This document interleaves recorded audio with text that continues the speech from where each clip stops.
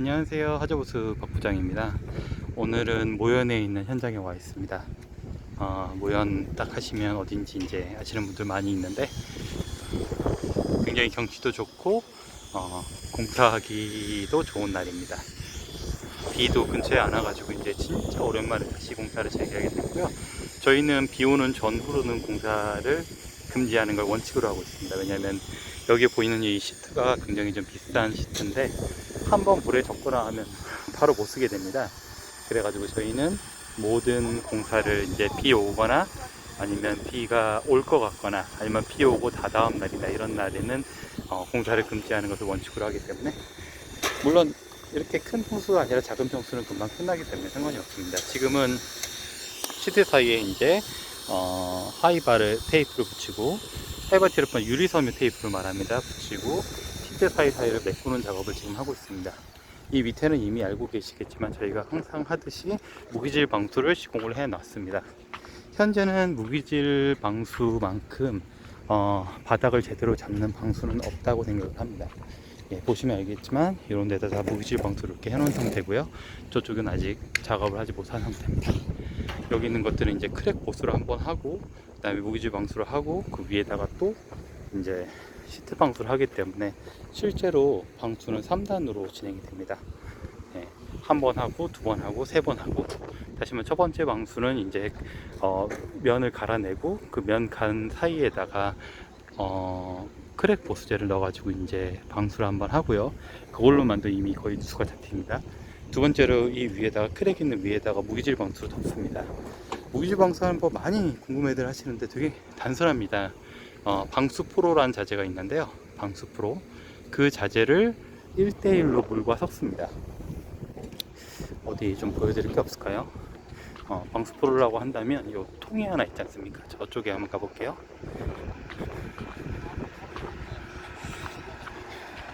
이건 이제 다른 통이긴 한데, 이 통에 예를 들어서 이게 방수 프로가 들어있다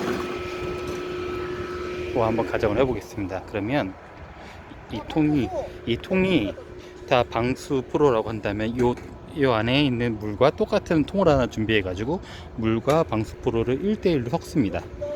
교반을 다 한 다음에 거기에다가 레미탈 2포를 넣습니다. 한일 시멘트에서 나온 한일 레미탈이 가장 좋습니다.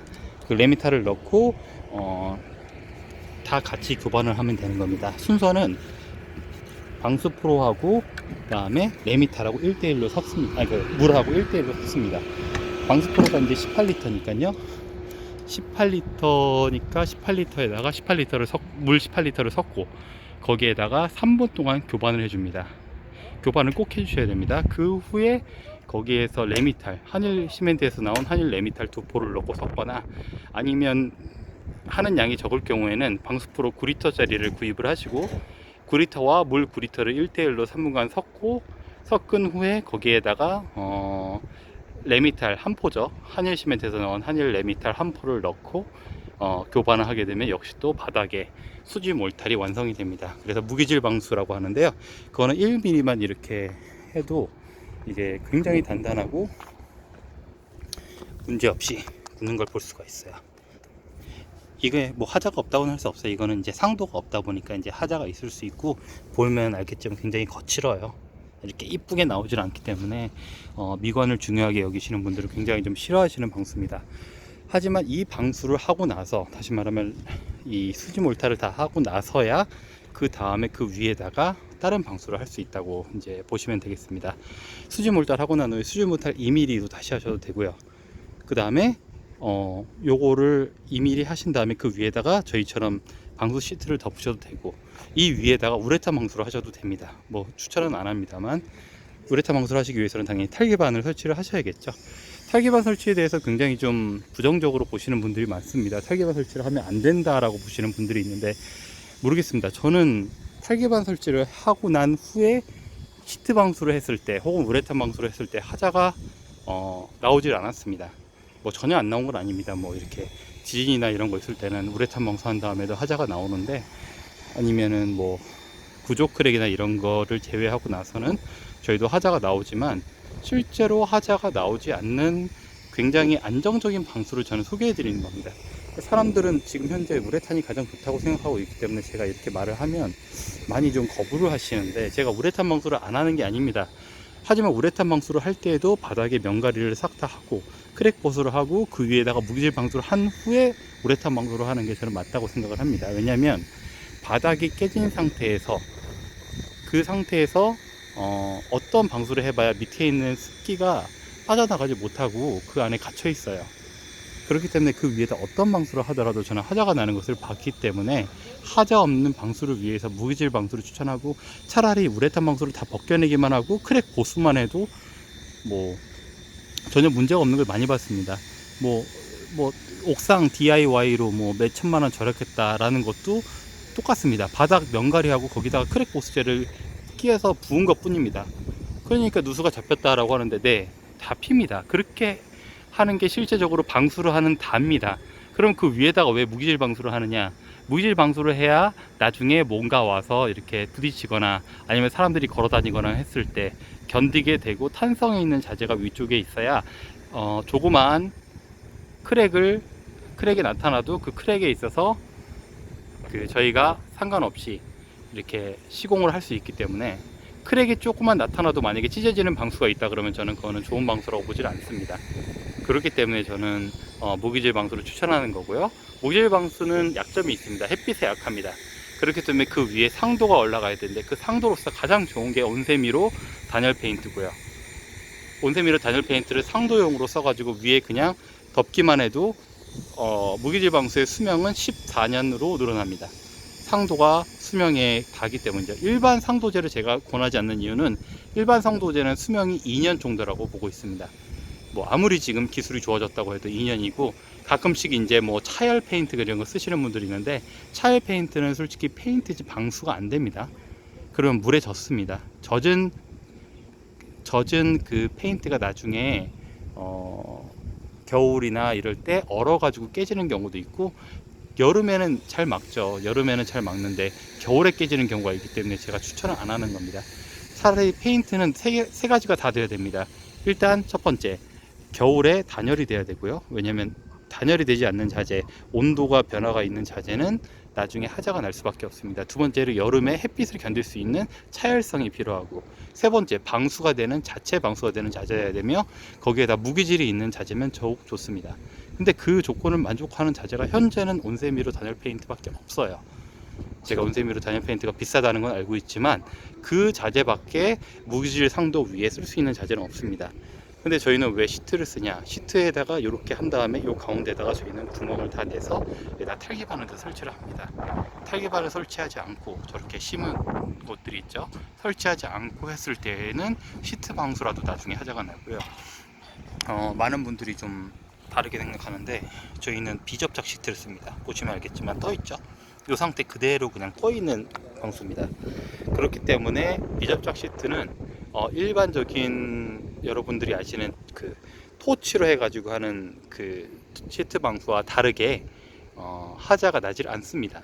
뭐 하자가 전혀 안 나는 거 아닙니다. 수명이 10년밖에 안 되긴 하지만, 왜 하자가 안 나냐면 밑에 습기가 고여가지고, 그 습기가 이렇게 여름에 물이, 생각해 보세요. 물이 여름에 이렇게 끓어오르잖아요. 여름에 여기가 80도 90도까지 올라가는데, 이게 끓어오르면 그 끓어오르는 수증기들에 의해서 여기 사이사이에 있는 요 시트 사이사이에 있는 대로 그 물기가 뿜어져 나오려고 하게 되고, 그러다 보니까 시트가 붕 뜨면서 찢어지면서 요만큼의 구멍이 나는 겁니다. 그 구멍으로 물이 다시 들어가 가지고 시트 밑에를 다 적시게 돼요. 그러면 시트 밑이 뭐가 되냐면 물바다가 됩니다.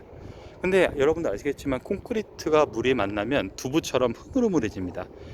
일단 시트는 절대로 뚫리지 않아야 되는데, 절대로 뚫리지 않으려면 그 내부에 있는 적인 수증기를 제거해야 된다는 거죠. 근데 그 제거할 수 있는 방법이 있느냐? 없어요. 뭐 빨아낼 수도 없고, 뭐 호스로 드러낼 수도 없고. 그렇기 때문에 저희는 탈기판을 설치해서 그 수증기가 그 엄청난 그 압력이 빠져나올 수 있는 공간을 30회배마다 하나씩 잡는 겁니다. 30회배라 그러면 10평 정도 되겠죠? 여기는 한 200평 정도 되니까 아니지, 50회배 정도마다 하나씩 깔면은 한 600, 한 여기는 한 10개 정도가 깔리게 되겠죠. 그래서 하자가 안 난다고 저희는 이제 설명을 드립니다.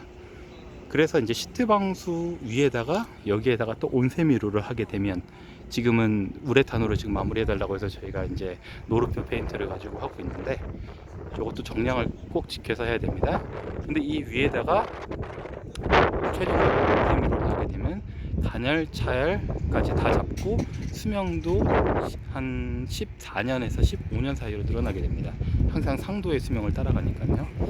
그래서 저희는 그게 가장 좋은 방수라고 지금 보고 있는 상태입니다. 다른 분들은 어떻게 생각하실지 모르겠지만 방수는 기본적으로 보수가 쉬워야 되고요. 두 번째로 시공을 했을 때 어떤 경우에도 하자가 좀 나지 않아야 됩니다. 근데 그런 방수가 많이 없어요, 현재는. 그리고 우레탄 방수도 굉장히 좋은 방수입니다. 왜냐면 제가 지금 우레탄 방수 많이 하고 있다니까요. 많이 전화 하셔가지고 막 화를 내시는 분들이 있는데, 저도 우레탄 방수가 좋다고 생각합니다. 하지만 한번 하자가 났을 때 걷잡을 수 없이 안쪽에 그 물이 들어가서 나중에는 그 우레탄을 다 제거하는 데 들어가는 비용이 5만원 이상 되지 않습니까? 안정적인 방수는 아니란 얘기입니다. 그래서 저희는 시트 방수를 지금 우선적으로 가장 좋다고 생각하고 있고, 시트 방수 안 될 경우엔 차라리 이 무기질 있죠? 이 무기질 방수로만 하셔도 웬만한 누수 다 잡습니다. 그냥 방법 다 알려드릴게요. 일단 우레탄이 있으면 우레탄을 싹 다 갈아내세요. 이것처럼 이제 시트 방수를 할 거니까 여기는 좀 남겨뒀는데, 싹 다 갈아내시고, 갈아내신 데에다 가운데다가 온세미로 랩핑이라는 크랩 보수제를 부으세요.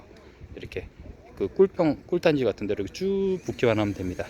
그 다음에 많이 갈라진 부분이 있으면 우레탄 실리콘으로 마감을 하세요. 그리고 거기에다가 그 유리섬유 하이바 테이프 있죠? 자꾸 하이바라는 건데, 하이바 테이프를 붙이시고 거기 위에다가 이렇게 무기질 방수를 미장하듯이 이렇게 얇게 1mm로 1, 2mm로 깔아주시면 끝납니다. 그리고 그 상태에서 상도를 온세미로를 치거나 안 치거나 그거는 여러분 선택이 있고요. 일반 상도도 상관없습니다. 하십시오. 네, 다만 투습이 안 되기 때문에 무기질은 이 상태로 있으면 이게 그 습기가 나와요. 얘는 무기질이기 때문에 돌이에요, 돌.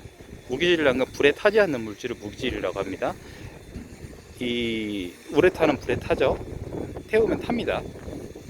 시트 방수 불에 타죠. 불에 태우면 탑니다. 이거는 유기질이라고 불러요, 유기질. 근데 무기질은 뭐냐? 수명도 길고 일단 불에 타지 않는 물질을 이제 무기질이라고 보시면 되는데, 무기질은 그 습기를 투과시키고 물은 막는 성질이 있습니다. 그렇기 때문에 제가 무기질 방수를 차라리 하라고 권하는 거고, 이 무기질 방수를 한 후에는 나중에 몇 년 있다가 한 10년 정도 있다가는 이걸 싹 다 갈아내야 되는데, 이게 상당히 안 갈려요. 이게 굉장히 딱딱하거든요. 여러분 생각하시는 것보다 훨씬 더 단단합니다, 이게. 그리고 이거는 철판 위에다가 요거를 이렇게 붙여고 철판을 이렇게 휘었을 때 이 무기질 방수가 크랙이 가지 않습니다. 몇 년간 한 1년 정도까지는 이제 크랙이 가지 않는데, 그 이후부터는 차차히 이제 크랙이 가기 시작하기 때문에 이 무기질 방수 위에다가 뭔가 보호할 만한 자재가 꼭 있어야 된다는 거 제가 말씀을 드리고요. 그래서 이제 길게 말씀드렸지만, 기본적으로 이제 방수라는 것은 바닥에 이제 크랙을 찾아내고, 그 크랙 찾은 데다가 크랙 보수제를 시공하고, 크랙 보수제를 시공한 이후에는 거기에다가 무기질 방수를 하고, 요걸 이제 베이스로 가야 된다는 게 제 주장이고요. 물론 동의하지 않는 분도 많으시겠지만, 이런 식으로 하였을 때 가장 많은 하자가 없는 방수가 되고, 저는 거기 위에다가 시트 방수까지 하고, 거기에다가 이제 그 탈기반까지 설치를 해서 습기까지 빠져나가고, 그리고 구조 크랙 있죠. 구조 크랙이 뭐냐면요, 건물이 쭉 이렇게 갈라지는 현상을 보고 구조 크랙이라 그래요. 이거는 어떤 건물에나 다 나타납니다. 근데 무기질 방수를 했을 때 이 구조 크랙에 여기 크랙이 똑같이 갑니다. 뭐 1, 2mm 정도는 안 가지만 한 2.5mm부터는 크랙이 가서 무기질 방수 뚫리게 돼요. 그럼 그 위에다가 그냥 크랙 보수제 놓고 다시 무기질 방수 덮어버리면 되는데, 그래봐야 여기가 또 크랙이 갑니다. 근데 그걸 막을 수 있는 것이 뭐냐면, 시트 방수로 이 위를 덮었을 때는 어떠한 구조 크랙에도 강하기 때문에 저희가 무기질 방수와 시트 방수를 같이 쓰고 있다는 겁니다. 네, 여기까지고요. 더 궁금한 점이 있으시면 댓글로 달아주시고, 저희 견적가 자꾸 많이 물어보시는데, 여기 이거 바닥에 이거 까내는 거는 이제 평당 5만원 정도 하고요. 그 다음에 그 시트 방수는 15만원 정도 합니다. 15만원 정도 합니다. 그래서 총 평당가가 한 20만원 정도 한다고 보시면 되고요. 네, 여태까지 하자보수 부장이었습니다. 앞으로도 좋은 정보 드리도록 노력하겠습니다. 감사합니다.